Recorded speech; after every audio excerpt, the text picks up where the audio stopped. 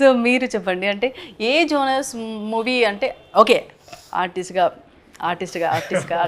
Okay, అన్నీ okay, కాకపోతే మనకి సపరేట్గా ఉంటుంది కదా ఇది చెయ్యాలి అని, అంటే మీకు అంటే ఏ జోనర్ మూవీస్ ఇష్టం అంటే ఏం చెప్తారు? జోనర్ నాకు ఫ్యామిలీ ఎంటర్టైన్మెంట్ సినిమా చాలా ఇష్టం అండి.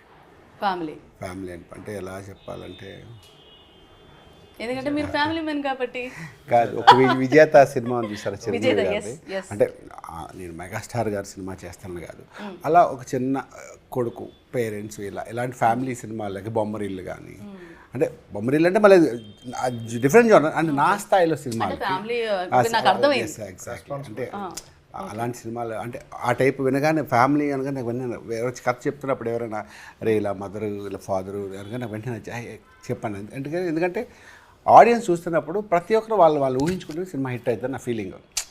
ఎక్కడో సిచ్యువేషన్లో అంటే అన్ని సినిమాలు కాదు, ఇప్పుడు మీరు సినిమాకి వెళ్ళినప్పుడు ఒక అమ్మాయి లవ్ చేసి ఆ అమ్మాయిని ఒకటి మోసం చేశాడు, ఈ అమ్మాయిని కొట్టింది అన్నది, లేకపోతే ఏదో సిచ్యువేషన్లో మీకు తెలిసిన వాళ్ళే గుర్తు రావచ్చు, మిమ్మల్ని మీరు గుర్తు చేయొచ్చు, మీకు రావచ్చు, మీకు అది ఎంజాయ్ చేస్తారు. Most of the love stories people ఎందుకు ఎంజాయ్ చేస్తారంటే ఆ లవ్ ఫెయిల్ అయిన వాళ్ళు ఆ లవ్ ఫెయిల్ సాంగ్స్ ఎంజాయ్ చేస్తారు.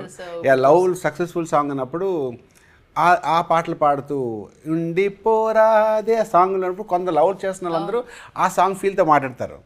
అందులో సాడ్ సాంగ్ ఉంది కదా, ఉండిపోరాదా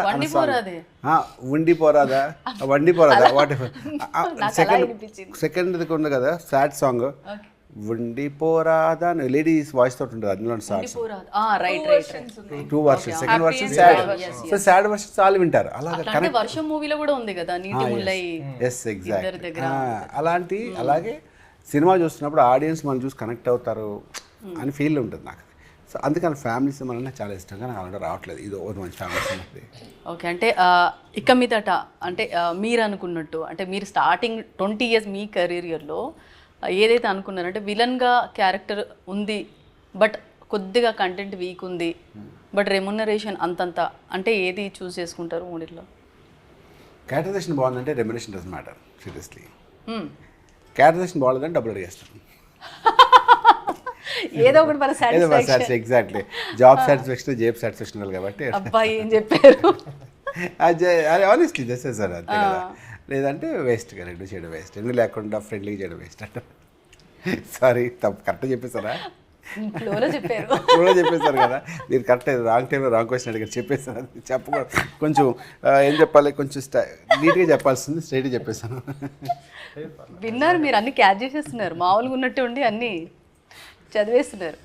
మెయిన్గా అంటే మీరు ఇదివరకు అంటే లీడ్ రోల్ వీళ్ళు ఉన్నారు అన్నప్పుడు వాళ్ళ మూవీస్ ఏమైనా చూసారా? అంటే బిఫోర్ ప్రాజెక్ట్లోకి ఎంటర్ అయ్యేటప్పుడు Satyam Rajesh sir movies been seeing సపరేట్గా మళ్ళీ ఇది అండి అసలు సపరేట్గా సార్ మీద లైక్ సార్ మూవీస్ అప్పటికప్పటికి చూసి ఇలాంటిది ఏం లేదు. Like sir actually director sir పిలిచినప్పుడు తెలియకుండానే ఆ రోజు సత్యం రాజేష్ సార్ వచ్చారు.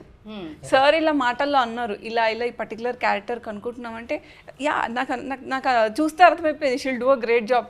అంటే హియరింగ్ సచ్ గుడ్ వర్డ్స్ నాకు అక్కడ అర్థమైపోయింది. మనం చూస్తుంది ఆఫ్లైన్ అయినా ఆన్లైన్ అయినా సార్ ఈజ్ ఆల్వేస్ గుడ్ అని మనకు అర్థమైపోయింది.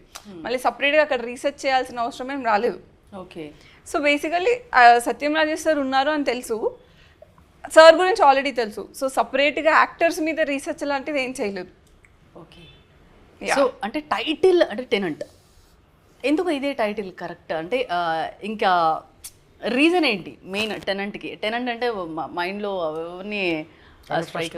టెనెంట్ అనేది అందరికీ తెలిసిన వర్డ్, అవును, తెలిసిన జస్టిఫికేషన్. టెనెంట్ అంటే అంత కామన్ టైటిల్ ఎందుకు పెట్టాల్సి వచ్చిందంటే కథ కూడా అంత కామన్గా ఉంటుంది కాబట్టి, కామన్ ఎమోషన్స్తో లింక్ అయి ఉంటుంది.